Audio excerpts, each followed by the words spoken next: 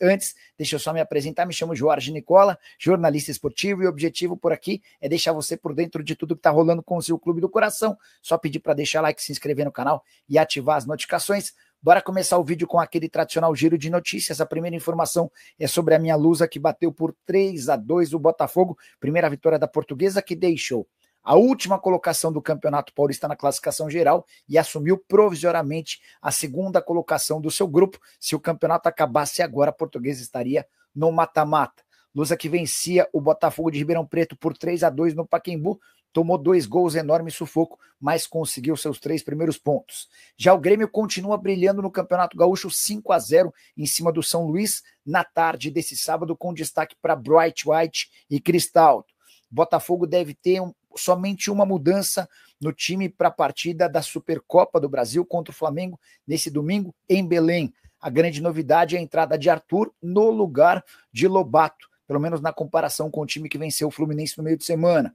Já o Fortaleza venceu o Floresta por 1-0, gol de Pikachu, manteve 100% de aproveitamento no Campeonato Cearense, 5 jogos com 5 vitórias e está classificado para a fase final do mata-mata.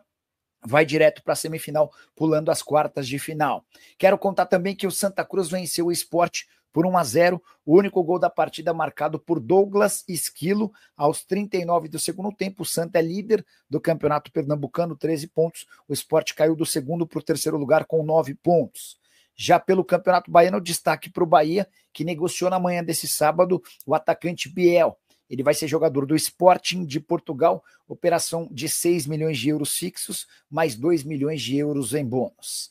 Bora de boa notícia para o torcedor vascaíno. Bruma está muito perto de ir a reforço do Vasco. Atacante de Guiné-Bissau, naturalizado português, com passagens pela seleção portuguesa e que era destaque no Braga. A operação está fechada entre os clubes.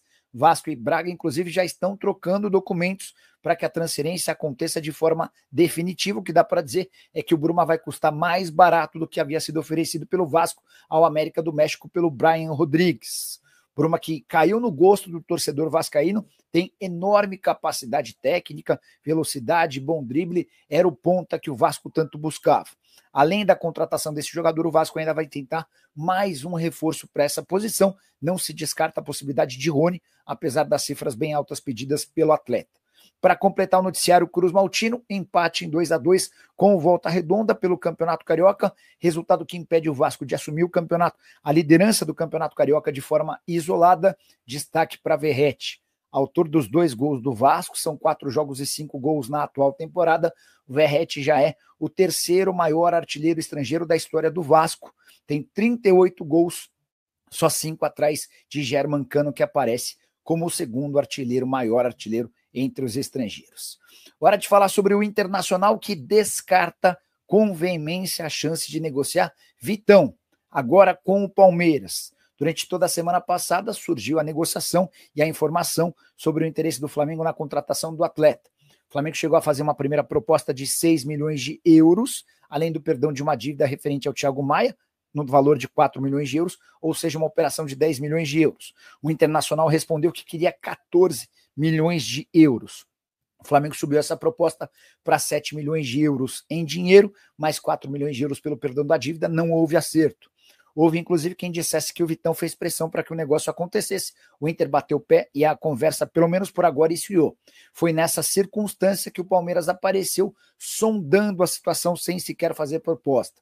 Mas o pessoal do Internacional já disse que tem planos de utilizar o Vitão, não quer negociá-lo com o clube brasileiro. Se for para negociar o Vitão, a preferência vai se dar para clubes do exterior, a menos que apareça uma grande proposta. Já havia contado para vocês pela manhã sobre a possibilidade de Wesley ser negociado. Atacante do Internacional, revelado no Palmeiras, com passagem pelo Cruzeiro. A mais nova oferta pelo Wesley é de 9 milhões de euros, mas o Inter só pretende negociá-lo se a cifra for astronômica, situação mais ou menos parecida à do Vitão. Hora de falar sobre a chance de mais uma saída no Palmeiras. Você já reparou que o Verdão tem liberado mais atletas do que contratado? Pois bem, o novo possível atleta a deixar o clube é Atuesta, meio-campista colombiano, contratado da Major League Soccer, nunca conseguiu vingar com a camisa do Palmeiras e seu destino pode ser de novo o futebol dos Estados Unidos. O Orlando City é o mais novo interessado, as partes conversam para a liberação do atleta. Não tem informação sobre detalhes da negociação. Até mandei mensagem para o Ricardo Moreira, que é o diretor executivo de futebol do Orlando City. Estou conferindo aqui se ele já respondeu, ainda não. Assim que tiver qualquer novidade, conto para vocês. O que eu posso dizer é que as tratativas existem e o Palmeiras não deve criar grandes obstáculos. Se confirmada a saída, o Atuesta passa a ser a 7ª baixa do elenco alviverde na comparação com a temporada passada. Já saíram de forma oficial o Gabriel Menino e o Patrick, negociados com o Atlético Mineiro, o Dudu, o Zé Rafael, o Vitor Reis e o Lázaro, que foi devolvido para o futebol espanhol. Rony também parece ser questão de tempo para deixar o clube, ou seja, seriam 8 baixas. Estou contando com vocês. Gabriel Menino, Patrick, Dudu, Zé Rafael, Vitor Reis e Lázaro. São 6 baixas confirmadas. O Atuesta pode ser o 7º, com o Rony se tornando a 8ª saída, só 3 contratações até esse momento. Paulinho comprado do Atlético Mineiro, Facundo Torres comprado do Orlando City, além de Emiliano Martinez, que veio do Midland da Dinamarca. Esse é um volante uruguaio. Você está satisfeito com o atual elenco do Palmeiras? Já usa o espaço para comentário e registra a sua opinião, beleza? Hora de falar sobre a treta entre o meio atacante Alisson e o Atlético Mineiro. Detalhe, o Alisson é atleta do Galo. Tudo começa pela manhã, quando um dos representantes do Alisson emitiu uma nota oficial criticando a postura do Atlético nas tratativas com o Leicester. O clube inglês ofereceu 13 milhões de euros e, de acordo com o staff do jogador, o Atlético nem sequer respondeu à proposta, que havia sido considerada excelente pelo jogador e por seus representantes. Por conta da demora na resposta do Atlético, o Leicester acabou desistindo da operação e essa postura do Galo foi criticada. Nesse sábado, antes do jogo do Campeonato Mineiro contra o Vila Nova, o Paulo Brax, que é o novo homem forte do futebol do Galo, veio a público para esclarecer a situação. Ele disse, abre aspas, o Atlético vai negociar seus jogadores quando o Atlético entender que deve e nas condições que o Atlético determinar, e não serão os empresários dos atletas que farão isso. Respeitamos o jogador e a negociação, mas só faremos quando for algo bom, fecha aspas. Paulo Brax também assegurou que o Atlético respondeu sim à proposta feita pelo Leicester com uma contraproposta, entendendo que essa primeira oferta de 3 milhões de euros não foi boa. Importante dizer que o Paulo Brax não confirmou nenhuma das cifras que têm sido especuladas. Ele disse que esse é um assunto privado, mas que a negociação caiu e que o Alisson permanecerá no Galo, que o Atlético tem um projeto a médio e longo prazo para ele. Só para completar as informações do Atlético, o Galo venceu a primeira na temporada, 1-0 contra o Vila Nova, em Nova Lima, resultado que só foi garantido graças a um bonito gol do Hulk. Não fosse por essa vitória, e o Atlético correria enorme risco de nem conseguir classificação para a fase de mata-mata. Nesse momento, o time é o 3º colocado do seu grupo, são 7 pontos, assim como o Tombense. O Betim é o líder com 8 e ainda joga na rodada. Hora de falar sobre uma curiosidade para o clássico entre São Paulo e Santos. Santos e São Paulo, os times se enfrentam na noite desse sábado na Vila Belmiro. Entre os titulares do São Paulo estará Sabino, que até outro dia era atleta do Santos. E aí que eu quero trazer a informação curiosa. O Sabino foi meio que dispensado pelo Peixe. Luiz Taveira, que é representante do Sabino, procurou o Galo na temporada passada para saber sobre os planos do Santos para com o Sabino. E a resposta do Galo foi de que não havia nenhuma intenção de ficar com o jogador. Detalhe, o Santos tinha direito a 10% do valor de uma venda futura. Alexandre Galo abriu mão desse percentual. O Sabino acabou se acertando com o São Paulo por um contrato de risco, também na temporada passada. Ele chegou, aceitou essas condições de um contrato bastante abaixo. Ele chegou para ganhar R$60 mil por mês, até dezembro. E se firmasse, se convencesse, aí sim ele passaria a ter um salário de R$150 mil mensais. O Sabino deu conta do recado, se tornou peça importante no São Paulo, inclusive já está por garantir mais um aumento salarial, mostrando que o Santos cometeu um enorme equívoco ao liberar o atleta de graça. Detalhe importante, entre outros, hoje o Santos tem Luan Pérez na zaga ganhando R$700 mil por mês, bem mais do que o Sabino. O Tricolor tem 80% dos direitos econômicos do Sabino, os outros 20% são do próprio atleta, e no fim do ano passado, em meio à boa fase do Sabino, um clube da Rússia chegou a procurar o São Paulo com uma sugestão de oferta de 4 milhões de euros, que ainda não se transformou em proposta oficial. Preciso te contar agora tudo sobre a reunião que aconteceu entre José Botto, diretor esportivo de futebol do Flamengo, e Mikel Arteta, o técnico do Arsenal. Essa reunião aconteceu, essa videoconferência aconteceu ao longo desse sábado para tratar sobre Jorginho. O interesse do Flamengo no volante de 33 anos de idade é conhecido mundialmente e o José Botto quis entender do treinador do Arsenal se havia alguma possibilidade de liberação imediata. Nesse sábado, o Arteta reafirmou aquilo que o Arsenal já havia comunicado ao Flamengo. Não há nenhuma intenção de rescisão de contrato de forma antecipada.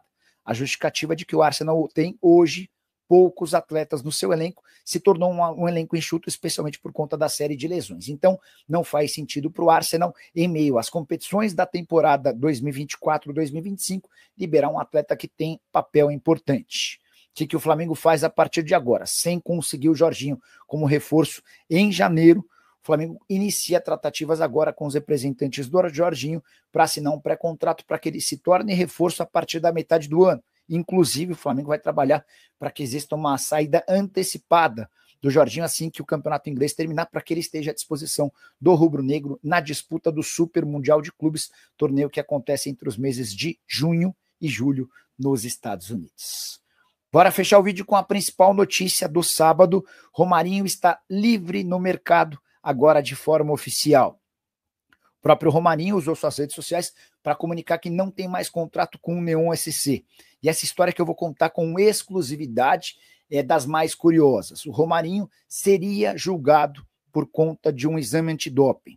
No ano passado, em meio a um processo para tentar engravidar sua esposa, para ter o segundo filho, ele tomou um medicamento que ele não sabia que lhe causaria doping. Ele acabou sendo flagrado no exame antidoping, condenado, o time dele recorreu, e enquanto aguardava a decisão final, o último parecer em instância decisiva, para saber se teria condição de continuar jogando ou não, começou-se a especular a possibilidade de Romarinho ter seu contrato rescindido.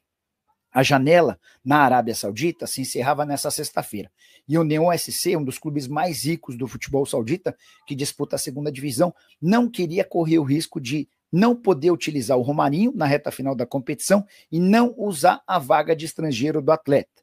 O que o Neon SC fez? Se antecipou ao julgamento, rescindiu o contrato do Romarinho e anunciou a contratação de um jogador estrangeiro para o lugar dele na reta final da competição. Importante dizer que o Romarinho teve todas as suas receitas recebidas, houve um acordo entre as partes, ele sai com bastante dinheiro. E aqui que vem a parte mais maluca dessa história. Pouco depois de rescindir o contrato com o Romarinho, fazendo dele um jogador livre, o tribunal lá na Arábia Saudita inocentou o Romarinho, permitindo que ele volte a jogar futebol. Não fosse pela pressa do Neon, o atleta poderia ter seguido por lá. Jogador que com a camisa do time saudita na segunda divisão ia muito bem, com 12 gols e 5 assistências em 18 partidas. Romarinho já tem sondagens de clubes brasileiros, mas a primeira proposta oficial não é do Brasil. Posso assegurar para vocês, depois de ouvir uma pessoa envolvida nas tratativas, que o Al Saad do Catar, o clube mais rico do Catar, já fez proposta pesada para contar com um atleta de 34 anos de idade, que tinha vínculo com o Neon SC até a metade do ano de 2026. Essa proposta ainda não está fechada, Romarinho não concordou com todos os termos, mas as tratativas já existem. Se os clubes brasileiros demorarem, a tendência é que o Romarinho seja anunciado como reforço desse clube Qatari, onde ele já esteve, no Catar, entre 2014 e 2017, vestindo a camisa do El Jaish. Se você é dirigente de um clube brasileiro e gostaria de ter o Romarinho, é bom que você se apresse, caso contrário, a tendência é que ele fique ou siga no mundo árabe. Você curtiu o vídeo? Não esquece de deixar like, de se inscrever no canal. A gente se encontra assim que surgir notícia. Tchau! Seja bem-vindo ao nosso canal de notícias do Botafogo. É um prazer tê-lo aqui. Não se esqueça de se inscrever e ativar as notificações para não perder nenhuma atualização sobre o nosso glorioso. Agora, vamos às últimas informações que podem impactar o mercado da bola. O Grêmio está em negociações avançadas para contratar o atacante uruguaio Christian Oliveira, jogador que vem se destacando no Los Angeles FC, da Major League Soccer, MLS. Com sua velocidade e capacidade de decisão, o jovem de 22 anos acumulou gols e assistências na última temporada, chamando a atenção de clubes sul-americanos. No entanto, uma reviravolta pode mudar os rumos dessa negociação. O Botafogo também está interessado no jogador e pode entrar forte na disputa. A diretoria alvinegra, que vem observando o mercado com atenção, entende que Oliveira pode ser um reforço importante para o elenco. Sua versatilidade no ataque e sua experiência internacional fazem dele um nome atrativo para um time que busca qualificação para disputar competições de alto nível. Apesar do avanço gremista, o Glorioso monitora a situação e pode agir rapidamente para tentar superar a concorrência. O Botafogo tem sido estratégico em suas movimentações no mercado e, diante da possível saída de jogadores do setor ofensivo, a chegada de um reforço como Oliveira poderia ser fundamental para manter o nível competitivo da equipe. O uruguaio tem a capacidade de atuar tanto pelos lados do campo quanto mais centralizado, o que daria ao técnico mais opções táticas para variar seu esquema de jogo. Além disso, sua idade e potencial de valorização tornam o investimento ainda mais atrativo para a diretoria, que já mostrou interesse em jogadores jovens com possibilidade de retorno financeiro no futuro. Outro ponto que pesa a favor da investida do Botafogo é a necessidade de aumentar a profundidade do elenco para enfrentar a temporada intensa que está por vir. Com a participação em competições nacionais e internacionais, ter um jogador com o perfil de Oliveira poderia ser uma vantagem significativa, especialmente em jogos onde a velocidade e a movimentação são fundamentais para quebrar defesas adversárias. O Glorioso já demonstrou, em diversas oportunidades, que não tem medo de disputar contratações com outros clubes brasileiros e pode entrar com força nessa negociação. No entanto, a concorrência com o Grêmio não será fácil. O clube gaúcho tem um histórico de sucesso ao atrair jogadores estrangeiros para o futebol brasileiro e pode usar isso como trunfo para convencer Oliveira a vestir a camisa tricolor. A questão financeira também pode ser um fator decisivo, já que o Botafogo tem adotado uma abordagem cuidadosa em relação aos seus investimentos. Ainda assim, a presença de John Testor e o projeto ambicioso do clube podem ser diferenciais importantes para atrair o jogador e convencê-lo de que o Botafogo é a melhor escolha para sua carreira. O cenário segue indefinido, mas uma coisa é certa: a diretoria alvinegra não está parada e estuda cuidadosamente os próximos passos. Caso o Botafogo decida entrar de vez na briga, podemos ter um verdadeiro duelo nos bastidores para definir o destino de Christian Oliveira. Resta saber se o Glorioso fará um movimento decisivo para garantir essa contratação ou se o uruguaio acabará desembarcando em Porto Alegre. Christian Oliveira iniciou sua carreira no Rentistas, do Uruguai, e passou por clubes como Almería, Peñarol e Boston River antes de desembarcar nos Estados Unidos.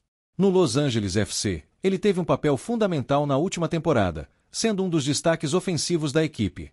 Seu estilo de jogo explosivo e sua capacidade de finalização são características que poderiam agregar muito ao Botafogo.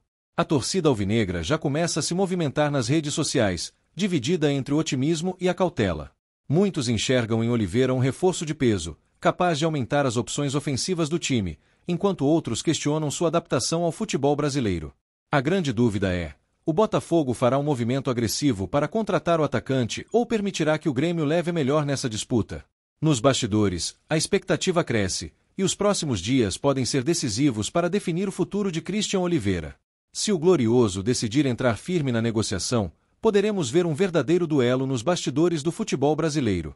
A pergunta que fica no ar é: o Botafogo deve investir pesado nesse jogador ou buscar outras opções no mercado? E você, torcedor alvinegro, acredita que Christian Oliveira seria um bom reforço para o Botafogo? Acha que vale a pena brigar por sua contratação? Deixe sua opinião nos comentários e participe dessa discussão.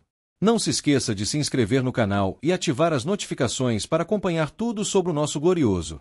Fique ligado, porque a qualquer momento podemos ter novidades quentes sobre essa negociação.